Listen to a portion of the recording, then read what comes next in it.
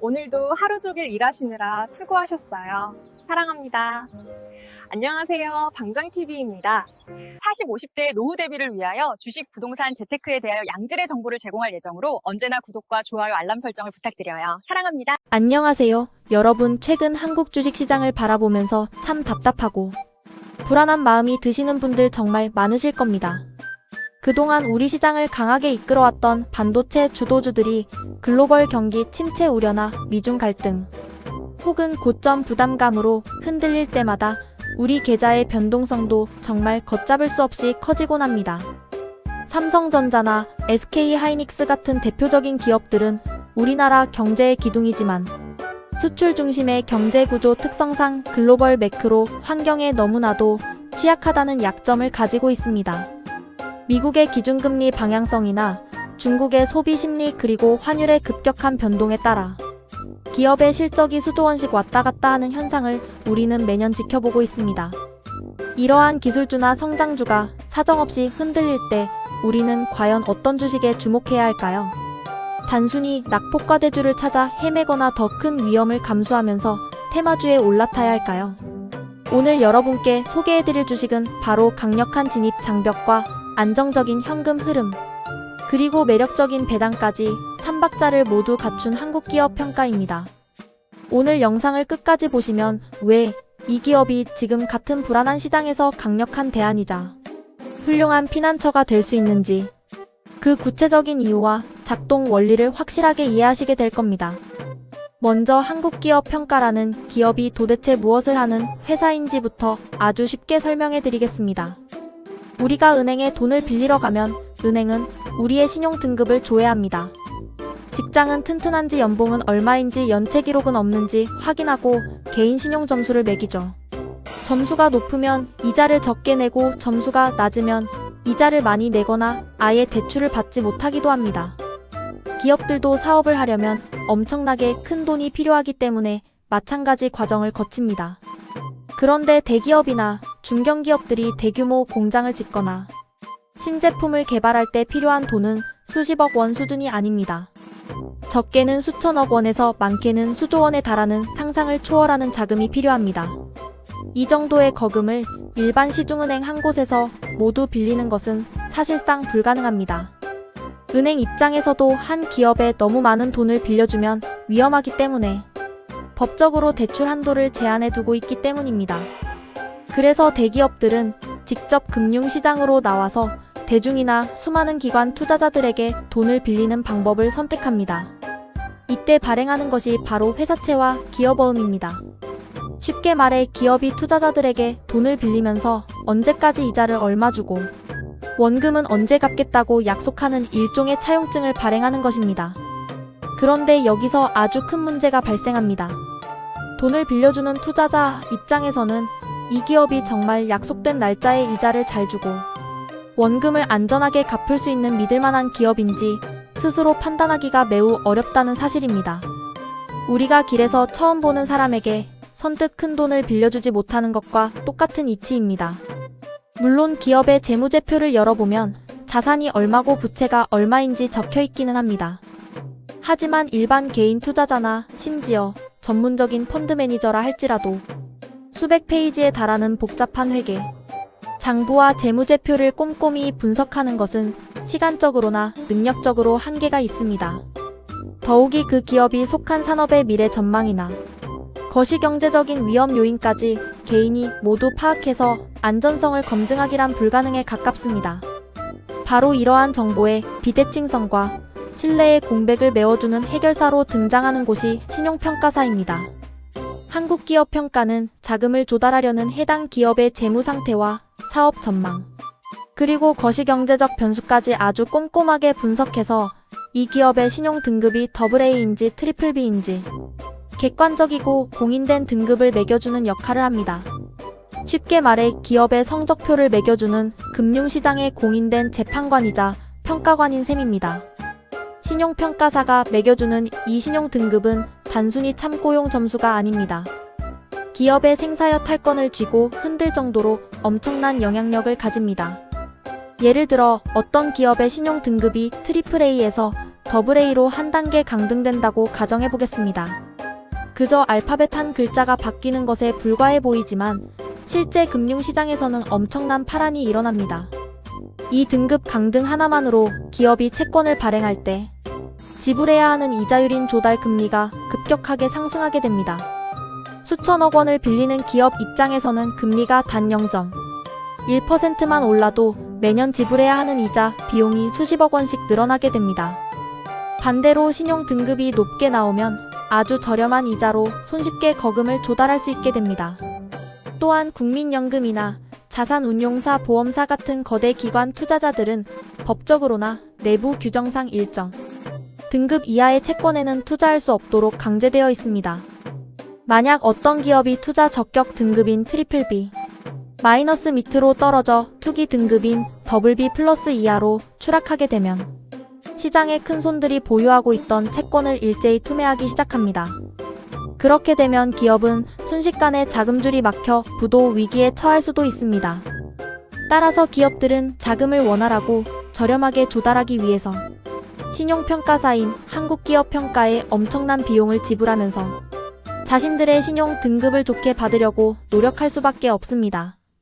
여기서 아주 흥미로운 비즈니스 모델이 작동합니다. 신용평가사는 돈을 빌리는 기업으로부터 평가 수수료를 받는 발행자 부담 원칙을 따르고 있습니다. 쉽게 말해 채권을 발행하고 싶어 하는 기업이 직접 한국기업평가에 찾아와 우리 회사를 평가해달라고 부탁하며 수수료를 내는 구조입니다. 그리고 이 수수료는 단 한 번으로 끝나지 않습니다. 채권을 발행한 기업은 그 채권이 완전히 만기되어 상환될 때까지 매년 정기적으로 신용평가를 새로 받아야 합니다. 이를 추적평가 또는 정기평가라고 부릅니다. 만기가 3년이나 5년 혹은 10년짜리 채권이라면 그 기간 동안 매년 꼬박꼬박 한국기업평가에 관리 수수료를 내야 하는 것입니다. 이것은 마치 우리가 매달 이용료를 지불하는 넷플릭스나 유튜브 프리미엄 같은 구독 비즈니스와 본질적으로 완전히 동일합니다. 경기가 좋든 나쁘든 이미 발행된 채권이 존재하는 한 한국기업평가는 가만히 앉아서 매년 엄청난 규모의 구독 수수료를 챙기게 됩니다. 그렇다면 이 비즈니스가 왜 엄청난 메리트를 가질까요? 그 비밀은 바로 법적으로 보장된 완벽한 독점력에 있습니다. 우리나라 자본시장법상 대기업이 시장에서 회사채를 발행하여 대규모 자금을 조달하려면 신용평가사 최소 2곳 이상에서 반드시 신용평가를 받아야만 합니다. 이것을 금융시장에서는 복수평가 제도라고 부릅니다. 법적으로 2군데 이상의 도장을 받아야만 채권을 팔 수 있도록 강제해 놓은 것입니다.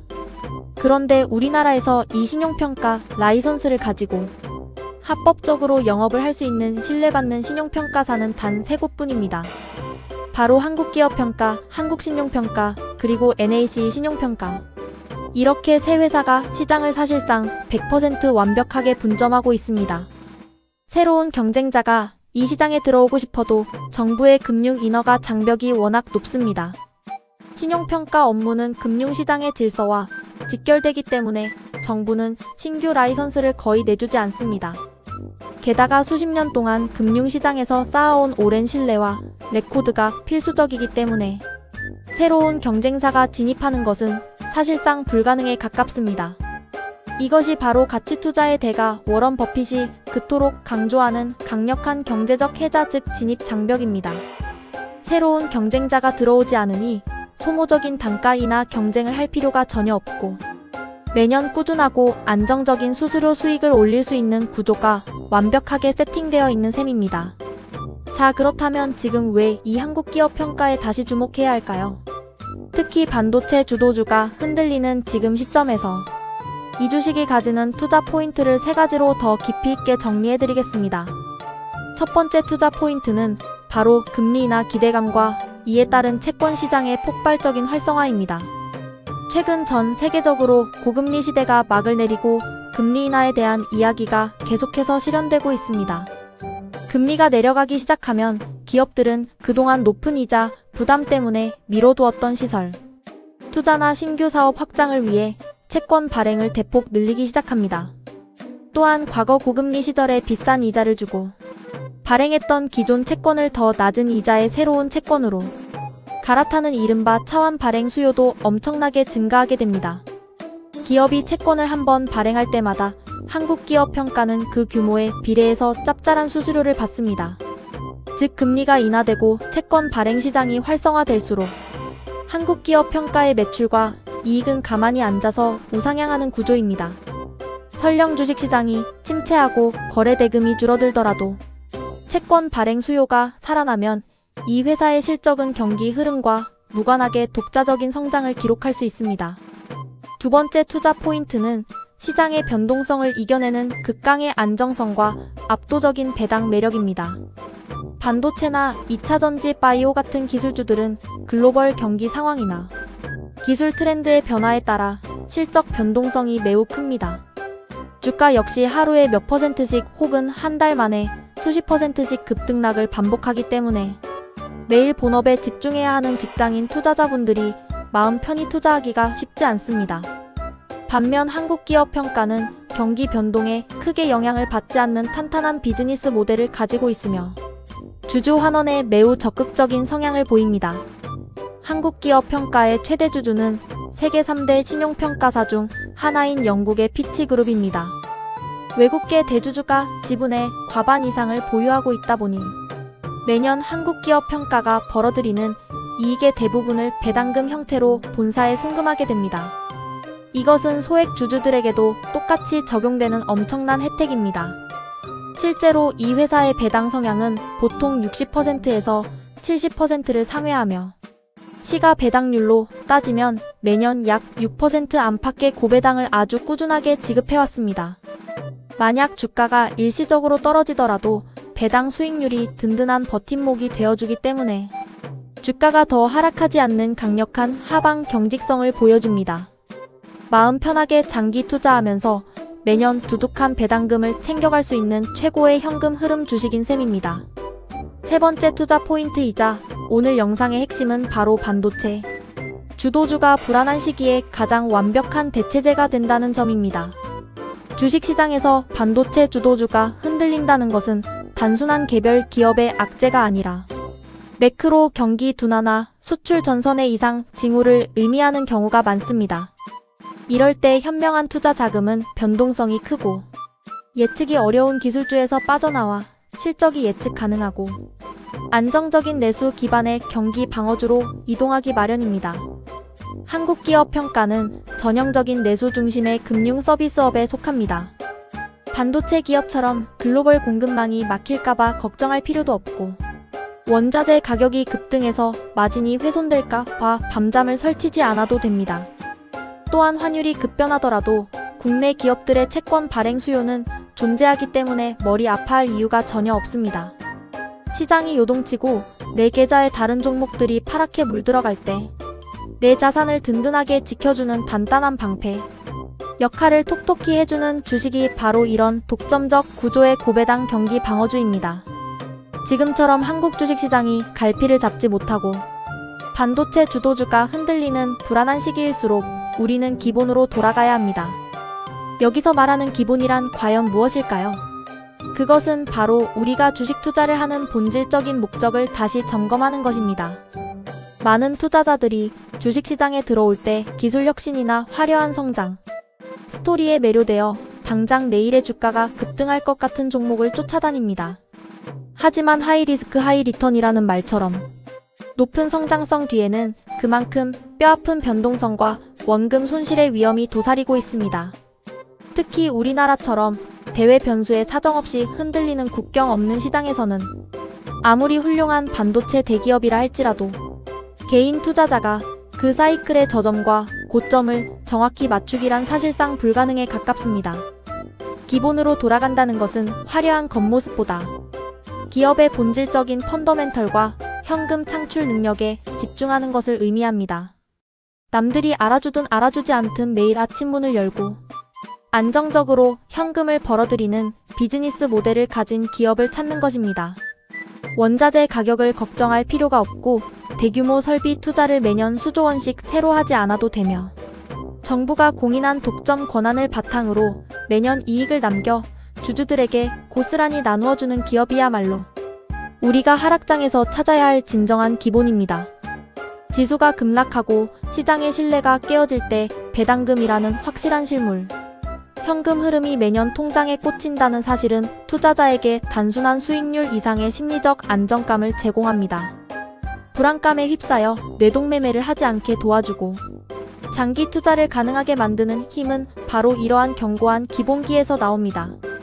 하지만 아무리 좋은 주식이라도 무작정 매수하기 전에 반드시 체크해야 할 주의점들이 있습니다. 지금부터는 투자 시 주의하셔야 할 현실적인 단점 3가지를 솔직하게 짚어드리겠습니다. 첫 번째 주의점은 매우 적은 거래량과 유통 주식 수입니다. 한국 기업 평가는 대주주인 피치의 지분율이 원체 높고 장기 투자하는 기관 투자자들의 비중이 매우 높아서 실제로 시장에 나와 있는 유통 주식 수가 굉장히 적습니다. 하루 거래량이 몇천 주에 불과한 날도 허다합니다. 이 말은 내가 사고 싶을 때 원하는 가격에 대량으로 사기가 쉽지 않고 반대로 급하게 돈이 필요해서 팔고 싶을 때도 한 번에 매도하기가 어렵다는 뜻입니다. 따라서 한 번에 큰 돈을 들여서 덜컥 매수하기보다는 매달 적금 들듯이 일정한 금액을 조금씩 나누어서 분할 매수하는 전략이 반드시 필요합니다. 두 번째 주의점은 낮은 성장성입니다. 이 회사는 앞서 말씀드린 것처럼 매년 엄청난 성장을 보여주는 기술주나 성장주가 아닙니다. 국내 신용평가 시장은 이미 3강 체제로 고착화되어 있기 때문에 전체 파이가 드라마틱하게 커지지 않는 한 매출이 매년 수십 %씩 급성장하기는 구조적으로 불가능합니다. 따라서 이 주식에서 텐베거 같은 대박 수익률이나 급격한 주가 상승을 기대하시면 안 됩니다. 철저하게 은행 이자보다 몇 배 높은 안정적인 배당 수익을 가져가면서 주가 상승에 따른 추가 수익은 보너스로 얻어가는 중위험, 중수익 관점으로 진지하게 접근하셔야 오랫동안 보유하실 수 있습니다. 세 번째 주의점은 부동산 프로젝트 파이낸싱 즉 PF 부실 우려와 금융시장 침체의 영향입니다. 신용평가사는 일반 대기업의 회사채 평가뿐만 아니라 부동산 관련 구조와 금융상품에 대한 신용평가도 활발하게 진행하며 여기서 높은 수수료를 얻습니다. 만약 국내 부동산 PF 부실 문제가 해결되지 않고 금융시장 전반으로 리스크가 확산된다면 관련 부동산 금융상품의 발행이 급격히 위축될 수밖에 없습니다. 이는 일시적으로 한국기업 평가의 수수료 수익 감소로 이어질 수 있으므로 국내 부동산 시장의 흐름과 금융권의 유동성, 추이를 꾸준히 모니터링할 필요가 있습니다. 자, 오늘 내용을 최종적으로 정리해 보겠습니다. 지금처럼 한국 주식시장이 방향성을 잃고 방황하며 반도체 주도주가 흔들리는 불안한 시기일수록 우리는 가치 투자의 기본으로 돌아가야 합니다. 확실한 진입 장벽을 가지고 독과점 지위를 마음껏 누리는 기업, 경기 변동에 상관없이 매년 꾸준히 돈을 벌어들이는 기업, 그리고 주주들에게 매년 6% 안팎의 고배당을 선물하는 기업. 바로 한국기업 평가가 흔들리는 지수 속에서 훌륭한 대안이 될 수 있습니다. 단기적인 대박을 노리는 화려한 주인공은 아니지만 시장의 거친 풍파 속에서 여러분의 자산을 든든하게 지켜주고 매년 따뜻한 현금 흐름을 만들어줄 가장 신뢰할 만한 동반자가 될 것입니다. 오늘 준비한 영상은 여기까지입니다. 여러분의 성공적인 투자를 언제나 진심으로 응원합니다. 영상이 도움이 되셨다면 구독과 좋아요, 알림 설정까지 부탁드립니다. 감사합니다.